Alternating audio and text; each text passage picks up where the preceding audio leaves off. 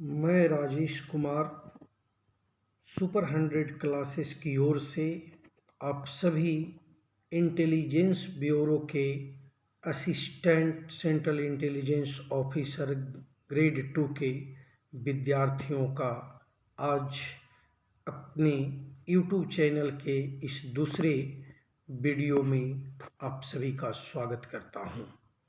तो आइए मित्रों, हम ये देखते हैं कि इंटेलिजेंस ब्यूरो आपसे क्या क्या चाहता है, क्योंकि यही चीज़ें जो इंटेलिजेंस ब्यूरो की चाहत है, अब इसका परीक्षण अगले 2 फेज में आपसे किया जाना है। तो सबसे पहले हम देखते हैं कि पीटी में जो किया गया या जो क्वेश्चंस आप सोल्व कर के आए हैं, is collective information on your only duty. अब मतलब कहने का ये हो गया कि क्या सूचनाओं का संग्रह ही जो है यह आपका दायित्व है ना। अब इसको समझिए कि नहीं, आपने देखा होगा पीटी के दौरान आपके जो हैं इंफॉर्मेशंस की भी जांच किया गया है आपके साथ, मतलब जो क्या बोलेंगे क्वेश्चंस पेपर थे, तो इन्फॉर्मेशन बेस्ड भी था और एनालिटिकल बेस्ड भी था, है ना। उसमें आपकी इंटेलिजेंस का भी परीक्षण किया गया है, ठीक है। तो अब यहाँ से आप आगे निकल रहे हैं। फिर अब एक बात आता है, information to intelligence, how many stages are there, मतलब सूचना कब इंटेलिजेंस में बदलता है और इसके कितने चरण होते हैं। इस मुद्दे पे चूँकि आप मेंस में तो नहीं लेकिन इंटरव्यू में इस मुद्दे को आपको जानना पड़ेगा, क्योंकि इसकी जांच आपको वहाँ पे की जाएगी। लेकिन मेंस में जो है, अब आपकी इसकी प्रोसेस की भी जांच की जाएगी कि इंफॉर्मेशन को इंटेलिजेंस में कैसे तब्दील किया जाता है, कितनी इसकी ऑथेंटिसिटी होनी चाहिए, मतलब हर एंगल को हम इसमें देखेंगे आगे चल करके। तो चलिए बिना देर किए हुए हम अगले कदम की ओर, अपने कदम को आगे की ओर बढ़ाते हैं। जैसे ये बात पीटी की हो चुकी है, तो अब हमारे लिए पीटी कोई मैटर कर नहीं रहा है, जस्ट हम सभी जो है रिजल्ट का वेट कर रहे हैं। और आप सभी को मैं शुभकामना देना चाहता हूँ कि आपका रिजल्ट अच्छा हो और मेंस में हम सब साथ जुड़े रहें। तो चलिए हम मेंस की ओर कदम बढ़ाते हैं बिना देरी किए हुए। अब देखिए आप कि आपसे मेंस में क्या क्या चीज़ें जो है जज किया जाएगा। इंटेलिजेंस ब्यूरो आपको क्या क्या जांचेगी, आप में क्या क्या गुण होना चाहिए, और यदि कमियां हैं तो उसको कैसे ठीक किया जाना चाहिए। और ये चीज़ें किस माध्यम से होगा, ये होगा आपकी कॉपी में लिखे गए वर्डों के माध्यम से, क्योंकि एग्जामिनर जो है ये सूचना आपसे आपकी कॉपी के माध्यम से ही लेगा, है ना। वो एग्जामिनर और आपके बीच संवाद करने का जो है माध्यम आपकी कॉपी होगी जो आपने लिखा है। तो आप में क्या क्या परीक्षण होगा कि स्मार्टनेस, आप कितने स्मार्ट तरीके से जो है किसी भी परिस्थिति को हैंडल करते हैं, कितनी मुस्कुराहट के साथ उस चीज़ को जवाब देते हैं। लेकिन याद रखिए, ये मुस्कुराहट जो है ना, रहस्यमयी मुस्कान, ये आपकी कॉपी से भी दिख जाएगी। इस पे हम अलग से बात करेंगे आगे चल करके, आगे के सीरीज में, ठीक है। फिर दूसरा आपकी पेशेंस, मतलब आप जो है कितना टेम्परामेंट वाले व्यक्ति हैं। आपकी टेम्परामेंट की जांच मेंस में भी होगी। कुछ क्वेश्चंस ऐसे उलझाऊ रहेंगे कि जहां आप टाइम मैनेजमेंट कर पा रहे हैं या नहीं कर पा रहे हैं, ठीक है। तो अभी से जब प्रैक्टिस होगा तो उन चीज़ों को धीरे धीरे सुधार होता चला जाएगा। अब अगला point, reaction in adverse situation, मतलब जब विपरीत परिस्थितियां होती है तब आपका रिएक्शन उस दौरान कैसा रहेगा, और ये भी आपकी कॉपी से वो चेक किया जाएगा, क्योंकि क्वेश्चंस आपको इस तरीके से दिया जाएगा या टॉपिक्स आपको इस तरीके से दिया जाएगा जहां की आपकी पेशेंस, आपकी इंटेलिजेंस, हर चीज़ की जांच की जाएगी, ठीक है। अब आइए इवैल्यूएशन ऑफ एनालिटिकल पावर। ये यदि आपके पास नहीं होगा तो आप मान करके चलें, मेरी बात को अदर वे में न लें।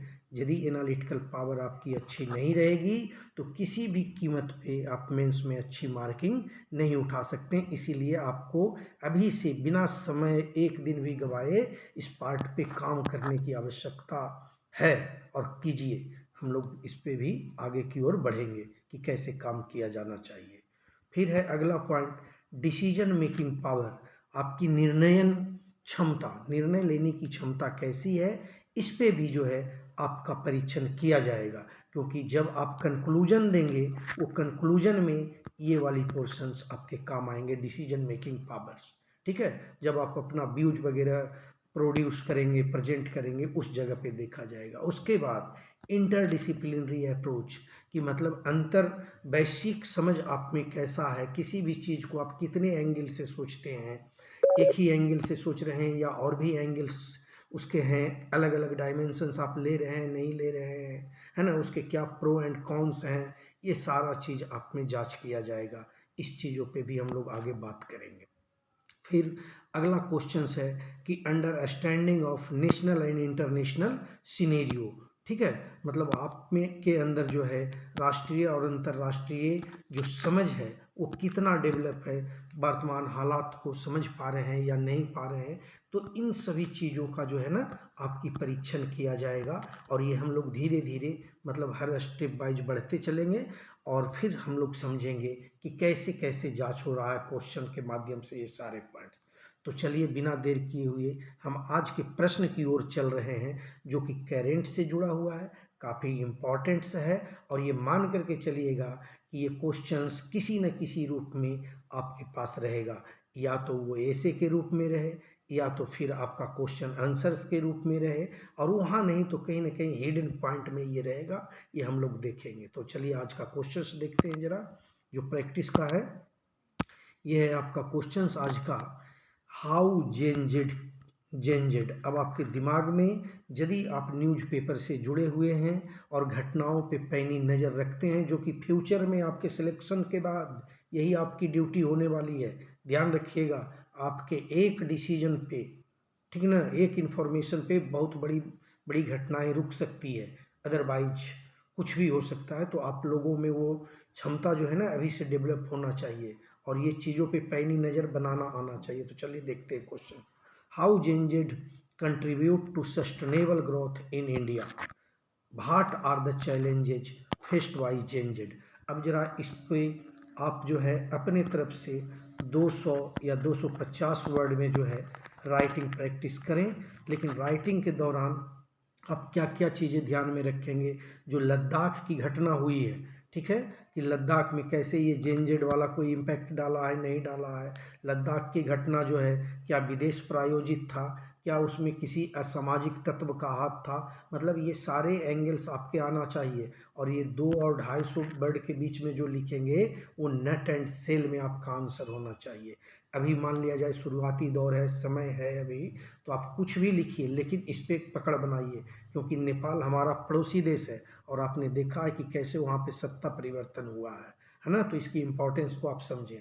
मैं हर क्वेश्चन जो आपको प्रैक्टिस सेट के लिए दे रहा हूँ, सभी क्वेश्चंस पे बारीकी से बात करेंगे, क्योंकि अभी सबसे पहले मुझे आपको आप सभी विद्यार्थियों को उस रूप में ढालना है, उस सिचुएशंस के लिए तैयार करना है। इसीलिए मैं अभी जो है चित्र बनाने से पहले कैनवास को प्रिपेयर कर रहा हूँ, समझ रहे हैं। तो चलिए मित्र, चूँकि वीडियो ज़्यादा लंबा न हो अभी, न अदरवाइज आप बोर होने लगेंगे, मतलब बाद में चल करके तो लंबी होगी ही होगी जब हम लोग एक एक टॉपिक पे डिस्कस करेंगे। तो चलिए इस पे आप मेहनत कीजिए, प्रैक्टिस कीजिए।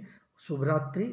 यदि वीडियो आपको अच्छा लगा हो तो इसको लाइक कीजिए, चैनल को सब्सक्राइब कीजिए, ताकि कोई भी इंफॉर्मेशंस आता है, कोई भी क्वेश्चंस प्रैक्टिस आता है, किसी भी चीज़ पे हम लोग इससे रिलेटेड डिस्कस करें, तो वो आपको जल्द से जल्द मिल सके। और अपने दोस्तों में यह चैनल ज़रूर, मतलब इस वीडियो को ज़रूर शेयर करें। चलिए शुभ रात्रि, गुड नाइट।